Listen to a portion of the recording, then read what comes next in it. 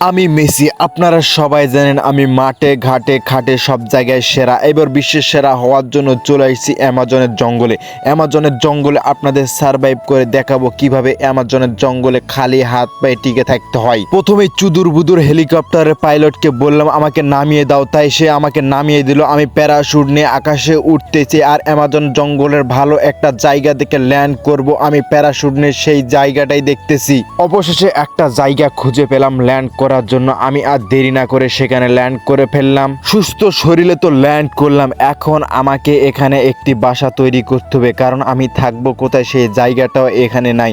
আর এখানে রয়েছে প্রতিটা পদে পদে বিপদ। ভাবতেছি সামনে যদি আমার ফুটবল খেলা থেকে অবসরে যাই তাহলে আমি এই কাজগুলোই শুরু করব, কিভাবে অ্যামাজন জঙ্গলে টিকে থাকতে হয়। যাক, সেটা বড় কথা নেই, বড় কথা হচ্ছে একটি বিশাল সাইজের গাছ পেয়ে গেছি। এই গাছটি আমি সুন্দর করে কাটতেছি, কারণ এই গাছ দিয়ে আমি ঘর বানাবো। তাই গাছের ছোট ছোট অংশগুলো কেটে আমি একটি ফাঁকা জায়গায় নিয়ে যাব ঘর তৈরি করার জন্য। অবশেষে একটি জায়গা ঠিক করলাম। এখন একটার পর আরেকটা গাছের ডাল দিয়ে সুন্দর করে একটি ঘর বানাতে হবে। সেই ঘরটা বানানোর আমি চেষ্টা করতেছি। আর এই গাছ কাটতে নিয়ে আসতে এবং ঘর বানানোর এই কাজগুলো করতে আমার শরীরের অনেক শক্তি ব্যয় হয়ে গেছে। আমার শরীরে কোনো শক্তি নেই, তাই আমাকে এখন সবার আগে আগুনের ব্যবস্থা করতে হবে। আর আগুনের ব্যবস্থা করতে হলে পাথর খুঁজতে হবে। সেই পাথর খোঁজার কাজে আমি বের হয়ে গেছি। জঙ্গলের মধ্যে কোথায় পাথর পাবো সেটাও আমি জানি না।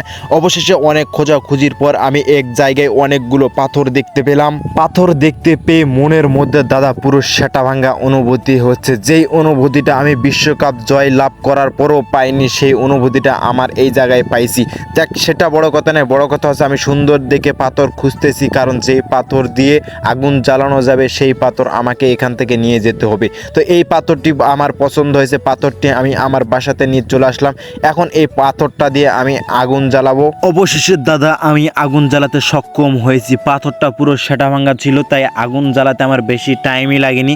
আর এই জঙ্গলের মধ্যে রয়েছে প্রতি পদে পদে বিপদ। যেই কোনো টাইমে আমাকে যেই কোনো পশু আক্রমণ করতে পারে। আমি এইদিকে খাবারের খোঁজে বের হয়ে গেছি, কারণ এখন আমার সঙ্গে আগুনও আছে। খাবার খুঁজতে খুঁজতে হঠাৎ আমি এক সমুদ্রে এসে পৌঁছাই। সমুদ্রে এসে পৌঁছে আমি তো পুরো মহা খুশি দাদা। এখন আমি সমুদ্রেতে মাছ ধরতে যাব। দেখি সমুদ্রে আমি কি কি মাছ পাই। অনেকক্ষণ ধরে খোঁজাখুঁজি করতেছি, সমুদ্রে কোনো মাছ পাচ্ছি না। কিছুক্ষণ পরে আমার ভাগ্য বদলে গেল। দেখি মাছের হঠাৎ জোয়ারে আনাগোনা পাচ্ছি। এখানে মাছের অনেক জোয়ার উঠতেছে।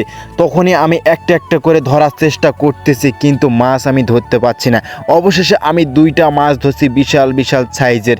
এই দুইটা মাছ আজকের মতো আমার খাবার হয়ে যাবে। আমার শরীর অনেক ক্লান্ত, কারণ আমি অনেক পরিশ্রম করছি।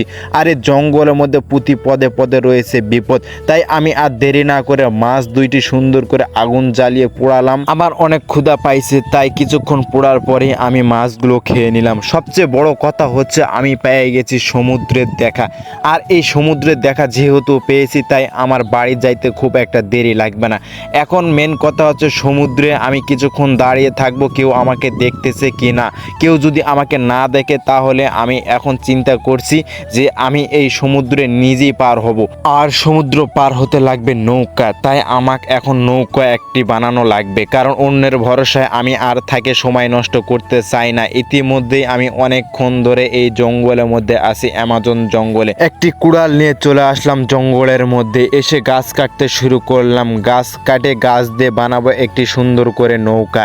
তো অবশেষে গাছ কাটার পরে আমার একটি নৌকা তৈরি করে ফেললাম। আমি নৌকাটা কেমন হয়েছে তোমরা সবাই অবশ্যই জানাবেন। নৌকাটা তো অনেক কষ্ট করার পর প্রায় 2 দিন ধরে নৌকা বানানোর চেষ্টা করার পর আমি নৌকা বানাতে সফল হয়েছি। তো নৌকায় এখন চড়ে দেখবো নৌকাটা ঠিক মতো ভাসতেছে কি না। অবশেষে দাদা ফাইনালি আমি আমার নৌকাটা ভাসাতে সক্ষম হয়েছি। আর আমার নৌকাটা অনেক সুন্দর চলতেছে, যেটা আমার কল্পনারও বাইরে।